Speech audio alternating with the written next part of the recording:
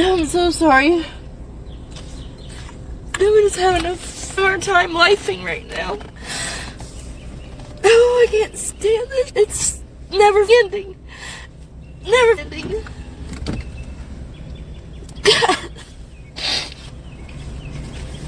I'm sitting here trying to make money doing DoorDash and Uber.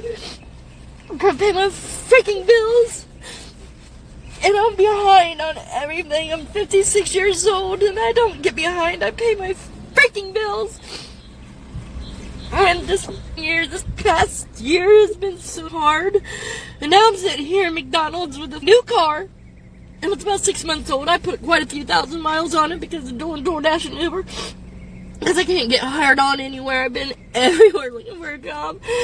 And all the young people get me beat out on that. So I have to resort to doing something. So I work every day doing DoorDash and Uber and Amazon Flex in my car. Now it's broke down.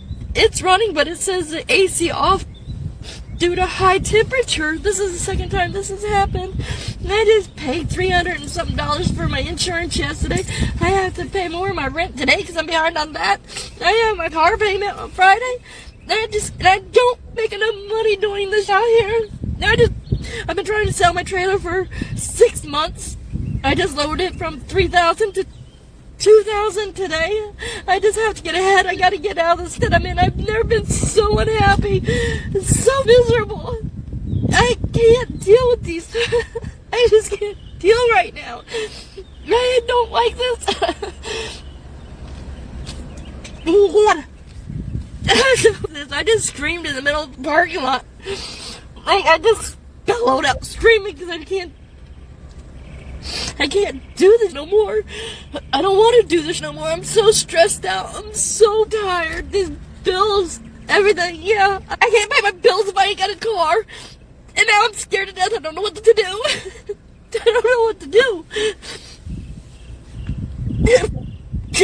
I'm on TikTok and cry my ass off like I really want to do that in front of everybody. But I just need a vent. I need a vent. I'm just what do I do? Oh, the car's up. AC off due to high engine temp. I just drove from my house 5 minutes down the road and it's high engine temp. I don't know. I'm so sorry. Yeah, all right, let's just go ahead and stop here for a second. She is not what I consider a social media headache. I just now use my title, social media headache, to just cover any video off topic that I wish to discuss. And of course, Beggar Chip will be at the end. And you can fast forward to the next chapter and see these videos without my commentary stops. She is 56. I'm getting ready to turn 59. So we're 3 years apart, respectively. This is the absolute nightmare to me. Like if I were to wake up in the middle of the night being in her shoes, okay, to me that would be a nightmare. And that is not shaming or saying, man, I want to be you. But in all blunt honesty, no, I would not want to be in her shoes, not in her situation, not her as a person, but just in her financial situation. So I think to myself, what sort of things can I do? What things am I doing to make sure I'm not in this particular situation? And she says here that she's trying to sell a trailer for $2,000-$3,000. I don't know if that's an actually living trailer. I'm assuming that's not. I'm assuming it's like a little, side, maybe tag along trailer. I'm not thinking of a trailer that you live in, but I could be wrong. But either way, you can tell it appears she's low income. I mean, obviously now she's low income, but I'm kind of willing to bet that perhaps, possibly in the past, she might have worked low income jobs. But I want to make clear something.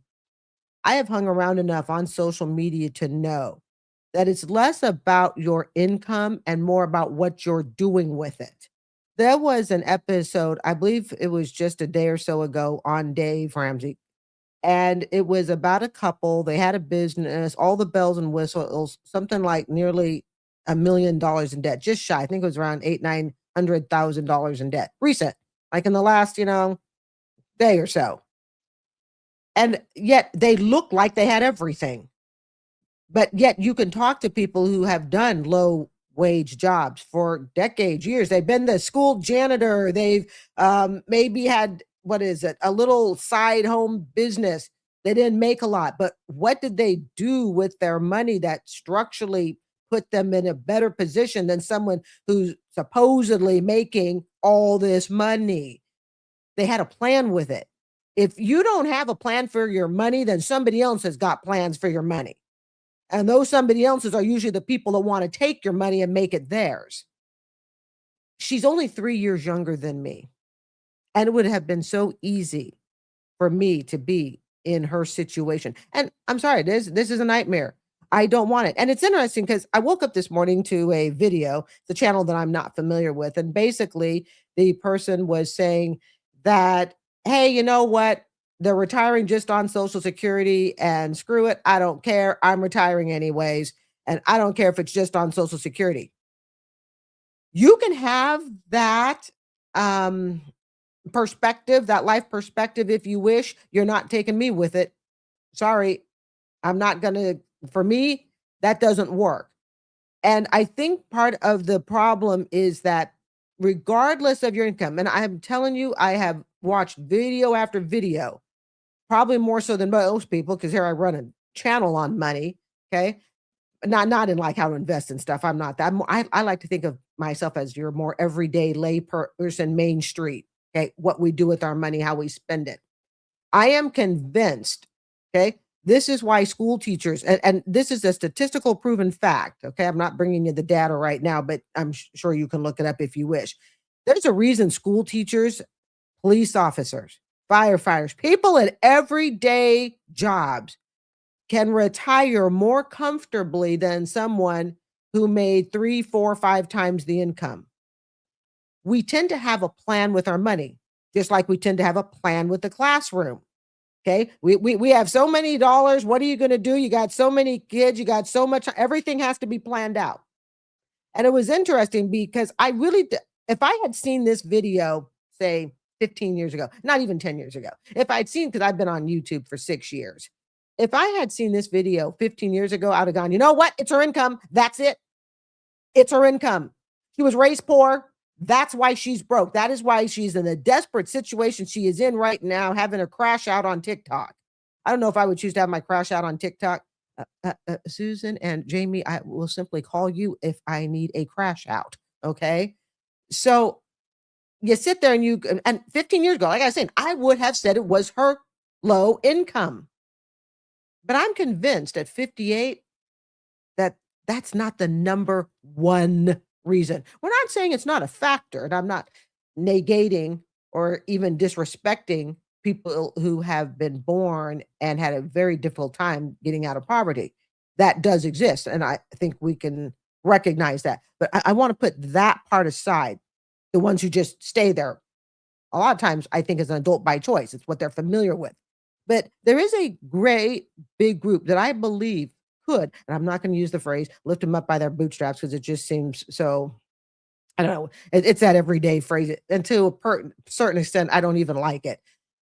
But could she have done something with her money the last 30 years that was different than what she did? See, and this is what I'm trying to realize at 58. Well, actually, I realized it earlier because now I retire in 10 years with a 30-year state of Florida teaching pension. But yet the people I work around in my career, my family and all of that, nobody's rich, but they're all really financially solid. But you see, that plan started in their 30s. The plan started in their late 20s. That's the difference. And that is a difference I would not have been willing to recognize. All right. Let's say, 15 years ago, I just looked at it and said, she's poor. That's why. She worked low wage job. She's never been able to get out of it. And that's the beginning and the end. Educational opportunities missed. Chances to perhaps, introduce yourself to more people. I remember a boss told me once that when I worked at a news station in Eugene, Oregon, and it was just simply, it was like an internship. I wasn't paid or anything like that. Rarely are, but it was an internship. And I remember one of my supervisors there, I was a senior at the University of Oregon, said to me, and it was a great piece of advice. I won't say who she is. I remember her very well. And she said, Carrie, we had finished my internship, and she said to me, if you want something, she said, you should really ask for it. And I thought, like, what do you mean? Well, I was at an internship and I was doing what I was told, but I wasn't asking anything. I wasn't saying, hey, could I do this? Hey, could you teach me that? I would do that internship all over again today, and I'd come out 10 times more successful. Not that it was bad or anything, but I never put myself out there and said, hey, this is what I'd like to learn, when I was in the exact environment for people to teach it to me. And I've never forgotten that. You have to ask for it. I wonder if over the 30 years she raised her family. I don't know if she's single now. I'm kind of suspecting with the crash out, she may not have another person at home. I'm going to kind of assume that she's single at this point. But over the 30 years as she was raising the kids, 9 out of 10 times I'm willing to bet they have kids. All right. I don't, but where did all that money go? See, so what often happens is we're so busy lifing that all of a sudden you're like, oh my God, I'm in my 50s now. This is why, you guys, when I was in my early 30s and I was married at the time, I got divorced in 2013. I told my spouse, I didn't ask. I actually told my spouse, I said to him, we have to have some sort of retirement plan. We actually have to have something. I knew in my early 30s, and the thing is, a lot of the people, by the time they reach their 50s, this isn't really a big shock and surprise. They knew it in their 30s. But what is the shock and surprise is that there are consequences to not having actually planned. She says here she does, what is it, DoorDash, Uber, Amazon. If she's driving Amazon, guess what? She's lifting packages. Now, they may not be heavy packages. I don't know. But I can tell you with two arthritic knees, you're not getting me in and out of a car all day. All right. Walking up people's driveways, steps, and all of that for a full day shift to do it again the next day, delivering packages. Like I said, she does DoorDash, Uber, Amazon. What happened? And here's the other thing we have to recognize: age discrimination also exists. And I'm going to put this as gently as I can. Age discrimination, while it does exist, I think is also based a lot on how you have taken care of yourself over the years. I know people in their 50s who have scored jobs with major corporations, and we're not talking low jobs. We're not talking mailroom or anything like that. No, actual career jobs with major corporations in their mid 50s plus. Mid 50s plus. How did those people get it? She's 4 years younger than I am. But what is the common theme that I see in so many of these people that I personally know? Wow, they've all kept themselves up. In other words, I could show you a picture of them and you'd go, yep, they're beautiful. You would. I'm laying the card straight here, okay? Because we don't have time for fluff on this channel. They are all gorgeous. They've all spent their years exercising. Their skin looks fantastic. In other words, if you're going to bring someone on that's 50 plus, gorgeous, above average in appearance. A common theme that I see in men and women that have a hard time getting a job above the age of 50. And this is not straight across the board, okay? This is not. I understand there are other beautiful people that can't get jobs. Got it. I'm telling you what I see, what I experience in my realm of real day-to-day life. They've taken care of themselves. I can stand in line. This happened the other day at Marshall's, and this lady half my age, okay, because I'll be almost 59 in July. And this happens without sounding braggy, okay? I'm used to it. It happens frequently. A woman will come up to me and she'll say, your skin is just gorgeous. How do you keep care of your skin? And that's what she asked me, okay? And I'm very used to it. See, and then again, without being insensitive, but being real, I'm looking at this lady. She says she can't get a job. Now, I understand this may not be her best appearance, delivering packages. And trust me, we all got our bad look. I've even had some of my bad camera looks. I'm positive of it. But yet at the same time, I'm going, okay, Do you work out in a gym? Have you kept yourself up? If you're going to have a crash out, I would not do it on social media. I would call up a friend, have the crash out with your friends, gal pals. Maybe you might even know someone of the opposite sex that, you're like brother or sister with, you've known each other forever. Crash out to somebody that's not going to spread it out on social media. Don't voluntarily spread it out on social media yourself. It hurts you. If you think it's hard getting a job at 50, now try getting a job at 50, out of shape, not looking so great, having a public crash out. I'm being as sensitive as I can. I really am. And on this channel, I don't like to fluff around because I see so many channels fluff around. It's like, would you just say it? Just say it.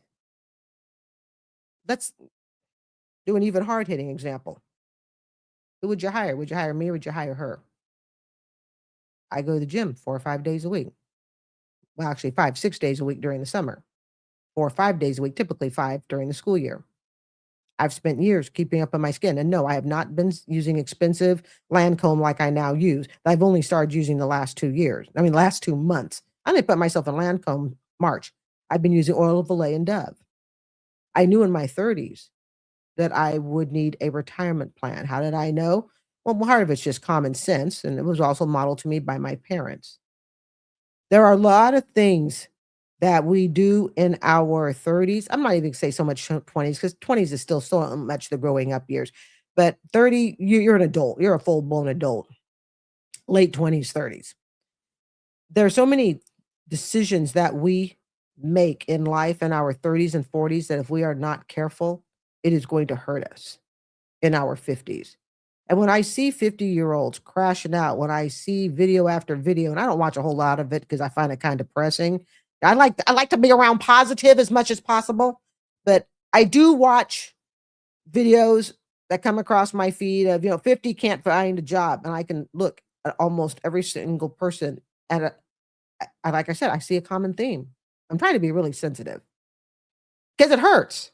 It hurts when you realize that you are the same age as someone else, and yet your appearance, your grooming, your mannerisms, your speech, your presentation is so totally different. I was always raised to be very classy. I was raised not to spew a bunch of swear words in public, not to talk like it, like I'm uneducated.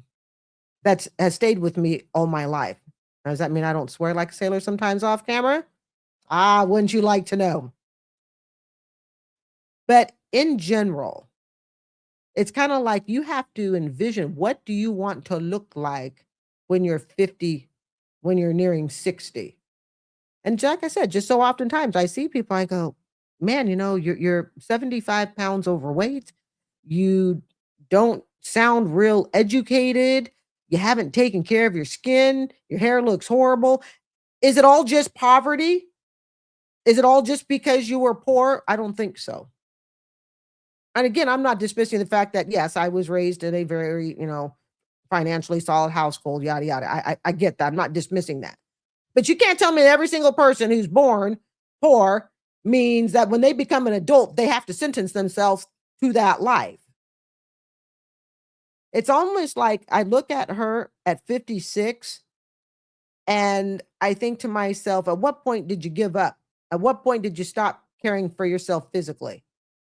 That doesn't mean people have to go out and do it. I used to be a heavy weightlifter and all that. And I'm kind of the gym fanatic, gym buff. I love it. I could live in a gym. I don't know. It's depressing and it's scary. Actually, it's more scary. For me, it's not depressing listening to her, but for me, it's more scary. And it's a real reality check. Let's continue on. I just need a vent. I need a vent. I'm just what do I do? Oh, the car's up. AC off due to high engine temp. I just drove from my house 5 minutes down. Oh, and that's the other good point. I am just a believer that using your car for a job is a disaster. And I've said that before. I just think it is. I think it is the biggest company ploy for a corporation to go, hey, you know what? We're going to run the app and everybody's going to use their vehicles. And we fall for it because it seems like immediate money. You're beating the heck up out of your vehicle. On the road and is high end temp. I don't know. I'm so sorry. All right, this lady here, just to give you some context, she was very upset that a woman asked her husband to get something off the shelf in a grocery store. This happened, I think, about half a year ago or so. Y'all, I'm in Kroger, and you would not believe the audacity some people have. Me and my husband are in the shopping. My husband, the baby. Mr. Baby, the baby. We in Kroger shopping. We on the aisle now. I'm looking at stuff. And this woman is with another woman. And she's, sir, excuse me, sir, can you reach this off the top shelf for me? We're short. I look at them. I look at him. He look at me. He said, boo. The fact that he knew he needed permission to help these people, and the fact that they thought they could just ask him and he was gonna move for them. The audacity. Ain't that right, boo? That done tickled my soul. So I say that to say this. If you are in the store, married or single, by yourself, and you need help, and you notice that the man that you about to ask help from is with a woman, the correct thing to say is, excuse me, ma'am, is it okay if your husband can help me get something from the shelf? Don't put that man in that weird situation, because my husband, he didn't flinch, he didn't move, he looked at me, and he like, boo.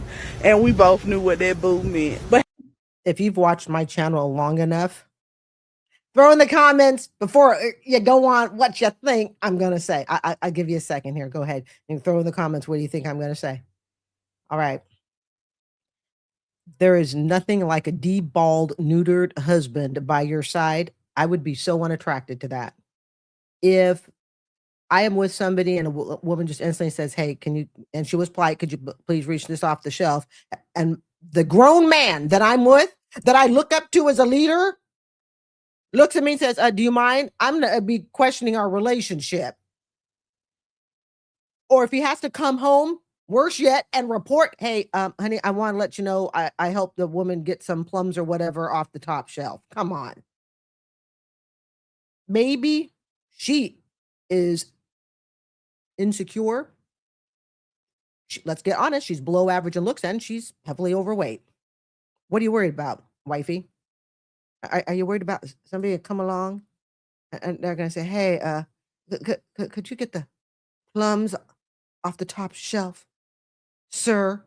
What are you worried about? You shopping with your husband and a baby and you're both an overweight, morbidly obese couple. You think we're all chasing after your man?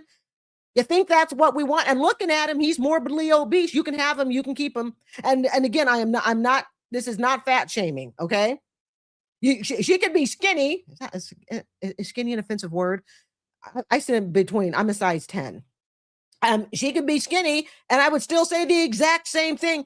Are you not skinny enough? Are you afraid someone skinnier is going to come along? What are you so scared about? You're at a freaking grocery store. For me, if my man has to look at me before he can help a lady, before he can open the door for a lady, I'm going to really be questioning the relationship.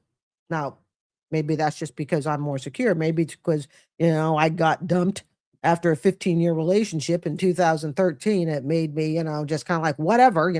I'm the type, be with me if you want to be with me. If you don't, you don't. If somebody asking you to get plums off the shelf or whatever the bejesus it is she wants is enough for you to turn around and go, you know what, Carrie, you're out. I'm gone. It's a matter of her own insecurity. That's what this is. She is holding up a reflection to herself, and she cannot bear that somebody else may want her morbidly obese husband and child to go with it. Although no offense to the child. I don't pick on little kids on this channel. Kids are kids. They're innocent. So she says, he looked at me and he knew that I needed to wait. And no, what was it? He knew that he needed to wait until I approved. What do you guys sit around the dinner table and discuss? So, honey, did you help anybody today? Because if you did, you're gonna get spanked. That is just, for me, that is so unattractive. That is just so unattractive that my spouse would have to do something kind for someone, but only with my permission. You will not be in a relationship with me if you have to feel that way. Okay. You won't be in a relationship, or we need to sit down and talk about the relationship. See, because I expect the person that I'm with to help anyone. And I'm the type that, and I have asked guys that were much taller. This doesn't happen very often, but now and then, short people, they're 5 foot, 5'2" barely, and something's on the top back shelf, and there is no grocery store clerk around, and you got someone standing there the size of my stepdad, who's 6'3", my late stepdad's, I think he was actually 6'4", 6'3", 6'4", and I'm always very polite. Oh, would you mind getting that off the top shelf for me? And I always say, do you mind? And then when they hand it to me, if there was someone else, I look at both of them, I say, thanks, you guys, I really appreciate that. See, that's how I do it. I say, thanks, you guys. So I do acknowledge, and I acknowledge politely. And I've never had an issue, not one iota with that. It didn't matter how I dressed, how I looked. Now, again, that doesn't happen very often. If that happened 2 times in the course of a year, because usually I try to find a store staff if I don't have to go walking around to go find one. And then I look at both, I just say thanks, and I say, thanks, you guys. And that's how I handle it. But good God, to have to look at your wife for permission first. Get some confidence. Go to the gym, hit the gym, do a makeover. Maybe you'll feel better. Have a good day. All right, this is a lady who's been caught shoplifting at the airport, of all places. Here we go. How you doing today? Good, how are you? Do you know anything about a Coach wallet or purse? Oh my, I was looking at this earlier and I laid it down while I was looking at something else. I'm She is playing dumb. so sorry. Okay, so I've this is it? been walking around with it ever since I left that store, probably an hour ago. This is it? Yes, sir. Is this what? Okay. All right, so hold on. I'm so sorry. You want a purse or you just want your purse back? No, we want to press register. You do? Yes, sir. All right. He's saying he wants to press charges. So sorry. I set it down and I was looking at another person. I guess I just rolled out. Throw in the comments, did she accidentally pick up somebody else's purse and walk around with it for an hour? Oh, gee, I'm sitting at the airport. Oh, there's a wallet, a purse, whatever. I picked it up. I knew it wasn't mine. I walked around with it for an hour. You guys got to remember, there are airport cameras everywhere. I wouldn't even be surprised they can see what's on your cell phone. Okay?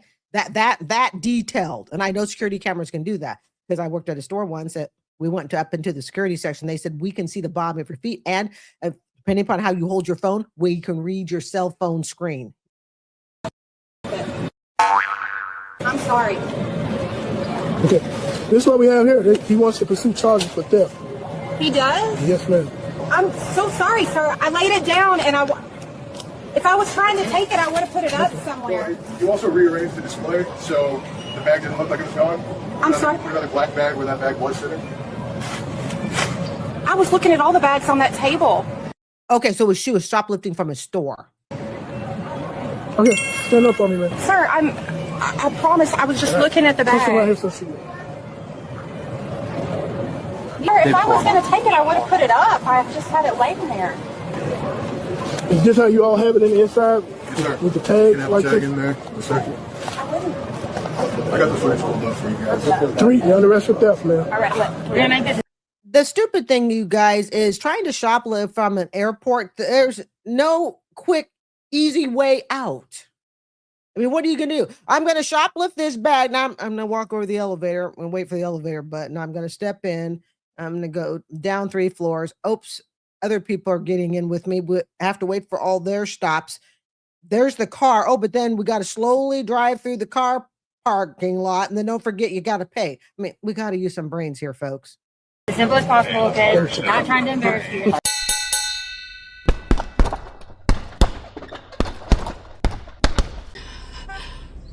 I'm so sorry. I'm just having a hard time lifing right now. Oh, I can't stand this. It's never ending. Never ending.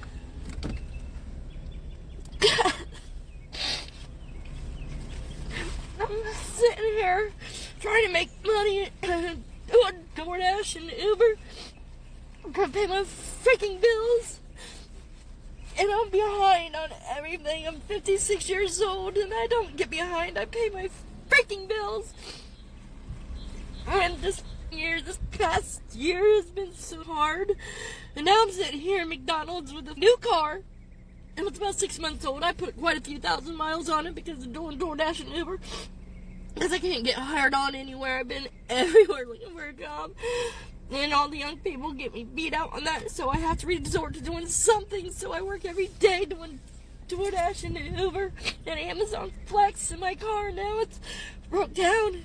It's running, but it says the AC off due to high temperature. This is the second time this has happened. And I just paid $300 and something for my insurance yesterday. I have to pay more of my rent today because I'm behind on that. I have my car payment on Friday. And I don't make enough money doing this out here. I've been trying to sell my trailer for 6 months. I just lowered it from $3,000 to $2,000 today. I just have to get ahead. I gotta get out of this that I'm in. I've never been so unhappy, so miserable. I can't deal with these. I just can't deal right now. I don't like this.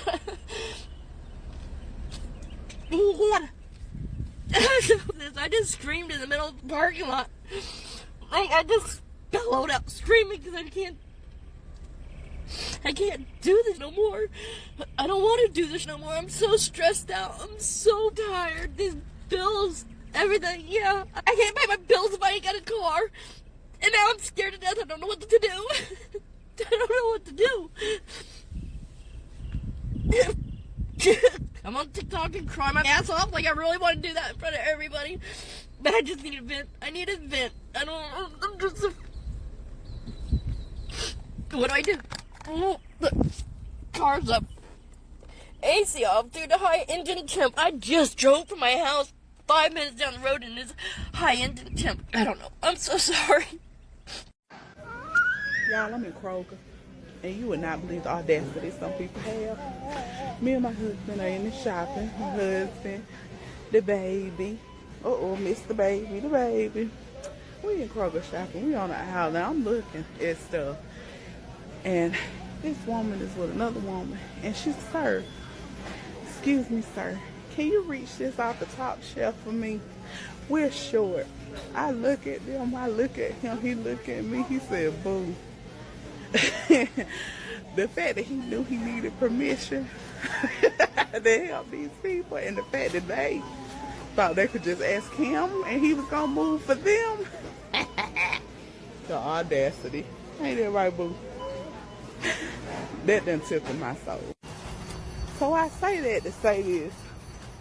If you are in the store, married or single, by yourself, and you need help, and you notice that the man that you about to ask help from is with a woman, the correct thing to say is, excuse me, ma'am, is it okay if your husband can help me get something from the shelf? Don't put that man in that weird situation, because my husband, he didn't flinch, he didn't move, he looked at me and he like, boo.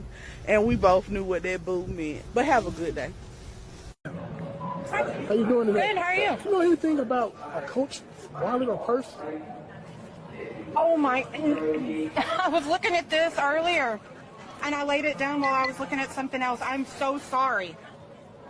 Okay, so I've been walking around with it ever since I left that store, probably an hour ago. this is it? Yes, sir. Is this what? Okay.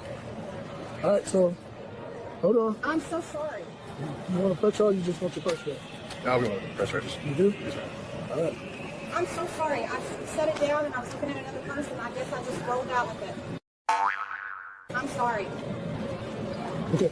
This is what we have here. He wants to pursue charges for theft. He does? Yes, ma'am. I'm so sorry, sir. I laid it down and if I was trying to take it, I would have put it up somewhere. You also rearranged the display, so the bag didn't look like it was gone. I'm sorry? Put another black bag where that bag was sitting. I was looking at all the bags on that table. Okay, stand up for me, man. Sir, I promise I was just looking at the Come right bag. here so she. Sir, if I was going to take it, I would have put it up. I just had it laying there. Is this how you all have it in the inside? Yes, sir. With the tag You can have like a tag this? in there. Yes, sir. I got the footage pulled up for you guys. 3, you're under arrest for theft, man. All right, look, we're gonna make this as simple as possible, okay? Not trying to embarrass you.